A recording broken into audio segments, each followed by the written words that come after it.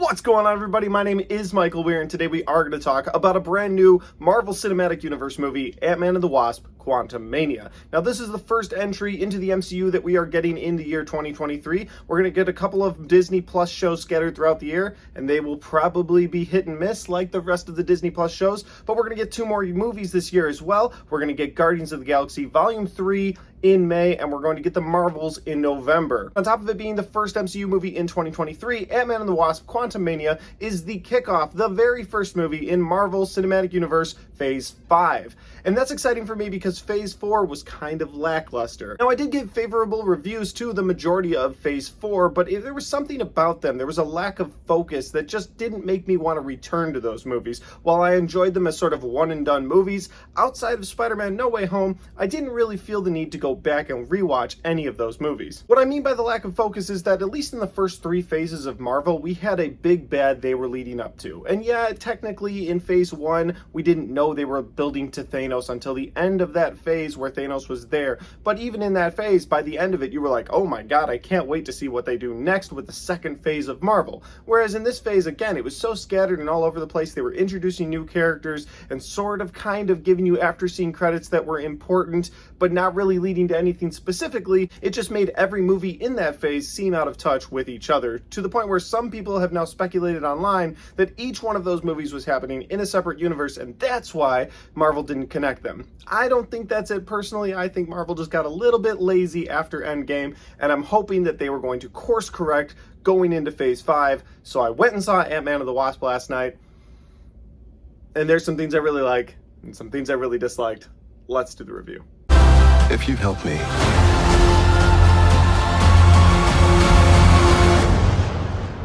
so what's it gonna be?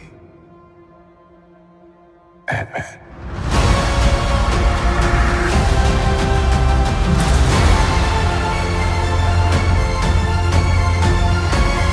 And so, guys, Ant-Man and the Wasp: Quantumania is directed by Peyton Reed, who directed the first two Ant-Man movies, and it stars Paul Rudd as Ant-Man. It also brings back Evangeline Lilly as Wasp, it brings in Michael Douglas and Michelle Pfeiffer as the original Ant-Man and the Wasp, and it brings in Catherine Newton as Cassie Lane. It's a different actress playing Cassie Lane from Endgame, but honestly, I appreciate the fact that they brought her in. I think she's a great actress, and I really liked her in that movie Freaky with Vince Vaughn a couple of years ago, so I was happy to see her in this movie. The movie also brings back Jonathan Majors to reprise his role as Kang, but this time, instead of being the one who remains, who's sort of level-headed and trying to keep the worlds from fighting, he is Kang the Conqueror, the man who has taken over the quantum realm, has conquered it, and now plans on conquering more worlds. Let's get into the synopsis of this movie, though, because I don't want to spoil things. So the movie opens with Scott Lang walking around town, talking about his life, and really going over the fact that he has been an Avenger, he has traveled through time and space, he has fought beings from other worlds, and what does he do now? So he's written a best-selling book, and he's got a teenage daughter that he didn't get to see grow up, and he's sort of dealing with that. And it would have been really cool to see him deal with that a little bit more throughout the movie, but he didn't really get the chance to, because then the movie takes a twist where he and all of the people I mentioned earlier get sucked down into the quantum realm, and they meet Kang the Conqueror, who has conquered the quantum realm and now wants to leave and needs Ant-Man's help to do it. Now, with all that said, I don't want to go into more because it'll really start to spoil things, so let's get into my likes and my dislikes. First thing I really liked about this movie, I say it just about every time I review a Marvel movie, and that is the humor.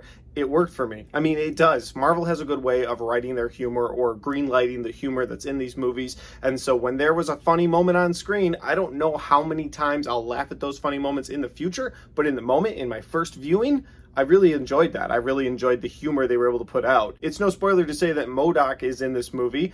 Now, it is a spoiler to say what MODOK's character's motivations are, because they are very spoilery, so I won't go into that. But I will say that there's a moment where MODOK shows his creation, and he's just this big giant head with a very tiny body, and when the metal armor is going to encase him, you see his little butt cheeks, and it's really funny. So there's moments in this movie that really work for me as far as the comedy goes, and I really appreciated that. Plus, again, he's in the preview, so it's not a spoiler. You have Bill Murray showing up in this movie, and he's got a few lines that I feel like only Bill Murray can deliver.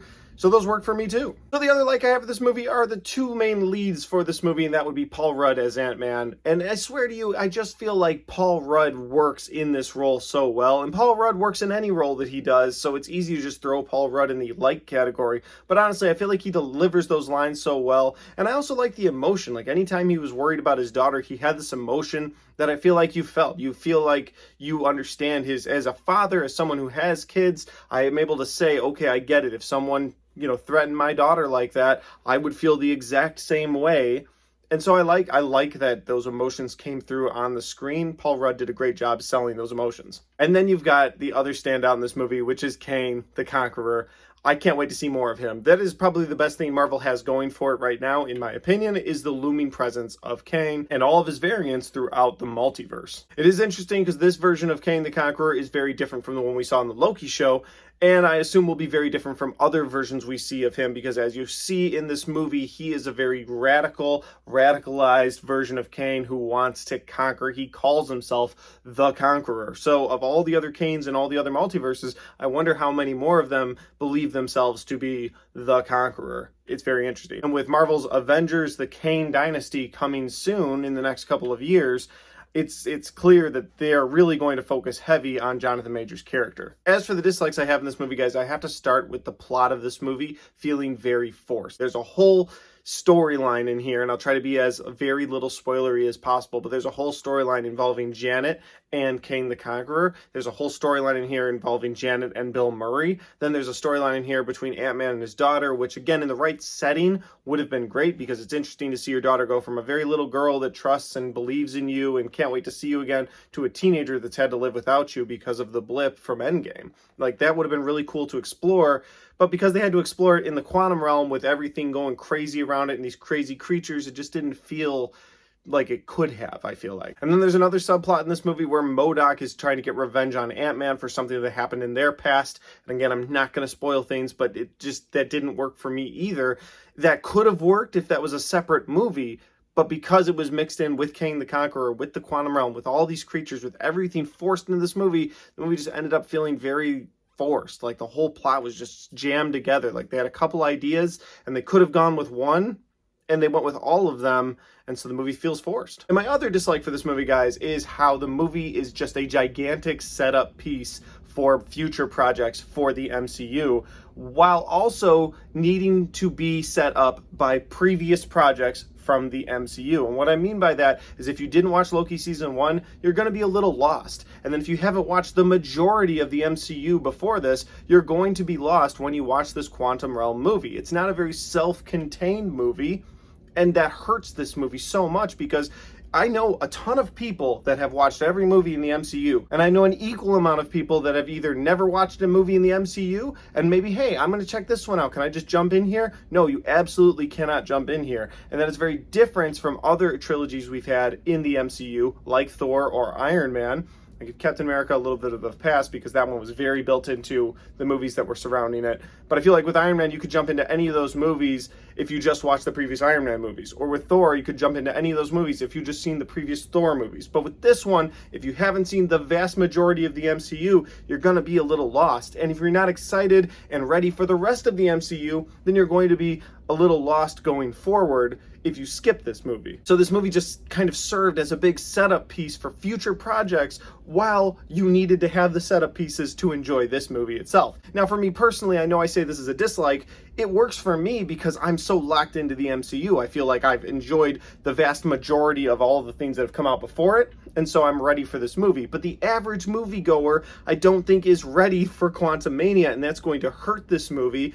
And then you've got people like my wife, who has sat through the majority of the MCU before, but she doesn't live and breathe this stuff like I do. So then she goes to see this movie and she's like, well, wait, why is this guy doing this? And why are they in the quantum realm? And what exactly is that? And it's just too much going on at the same time. And I think Marvel's going to eventually start turning off viewers from wanting to see this, except for the hardcore Marvel heads, because they just don't want to try to keep up with all of this information. So it's a dislike for this movie for needing to be such a setup movie for future projects. And that's not to say that I don't understand that they're setting up the rest of MCU Phase 5 and the Kang Dynasty coming down the road. I do get it, but I feel like there would have been a better way to set up the MCU Phase 5 than taking your low-level, street-level criminals superhero like Ant-Man, and then putting him in a high-level Quantumania craziness going on with Kane the Conqueror. And that leads me to my final dislike for this movie, and that is Ant-Man versus Kane the Conqueror. Okay, spoiler territory, I'm gonna throw up a spoiler warning. Ant-Man beats Kane in this movie. I was gonna do like a whole spoiler talk video, but I decided, you know what, I'm just gonna give my spoiler dislike for this movie and then move on with my life. You've got a character as big and powerful as Kane the Conqueror beaten by a character like Ant-Man, and to take nothing away from Ant-Man or Paul Rudd, if Ant-Man's your favorite character, good for you, but let's be honest for a second here, he's no Iron Man, he's no Thor, he's no Captain America, and you've got Ant-Man beating Kane the Conqueror in this movie. And you're telling me that the big setup for the big reveal at the end of Phase 5 is going to be the Kane Dynasty? I just saw Ant-Man, a lower level Avenger, still a great superhero, don't get me wrong, but a lower level Avenger beat Kane the Conqueror, the worst of the worst. So if all these other Kanes come, it just tells me, okay, well, they'll be powerful, but if Ant-Man could beat him, all we gotta do is get the OG Avengers together and it'll be a cakewalk. So I feel like they should not have paired Kane versus Ant-Man. It's just how I feel. Overall, guys, I will say that I was entertained during this movie. Like, when I sat down, there was no point in time where I watched my watch or I thought about, oh, let me get out of this theater. Like, I had an enjoyable time in the theater. But after the movie sat with me for a night, and now I'm sitting here reviewing the movie, I do understand where there's a divide between the audience rating for this movie and the critic rating for this movie. Like, as an audience member, I was entertained. But as somebody who reviews movies, I have to think about, like, okay, well, wait a minute, was I entertained because I know the grand scope of the MCU, and so I understood this movie, and I kind of understand where the MCU is going, and so this movie makes me excited for more projects? Because if I'm not that guy, this movie's probably not going to work for me. So I do understand where the critics are coming from in that there was too much build on either end for this movie for it to work for an average movie-going audience. So I will say that if you're someone who enjoys MCU movies, go into this one and enjoy the jokes. But if you don't, like, keep up with Marvel, a lot of this is just going to be like filler for you. Be like, okay, why are they, I don't care why they're doing this in the realm, and I don't care about Kane the Conqueror and his variants. Like, I don't care. And so yeah, it's a weird way to leave a Marvel movie. I enjoyed it, but I understand the people that are not going to enjoy this very much. But those are just my opinions, guys, and honestly, this is the internet where everyone has an opinion and none of them matter. But with that said, I appreciate you taking time to watch this video. If you liked it, don't forget to hit the like button. If you want to share your thoughts and comments about this movie, put that in the comment section down below. I love talking to you guys about movies in general. And finally, if you haven't subscribed to my channel yet, make sure you do that because we have a lot of content coming your way. Next month, there are so many good movies coming out, or just movies I'm excited for. I don't know if they're good yet or not because I haven't seen them, but I'm excited for them. So make sure you check my channel next month because there'll be a lot of content coming your way. Thanks for watching, and I'll see all of you next time.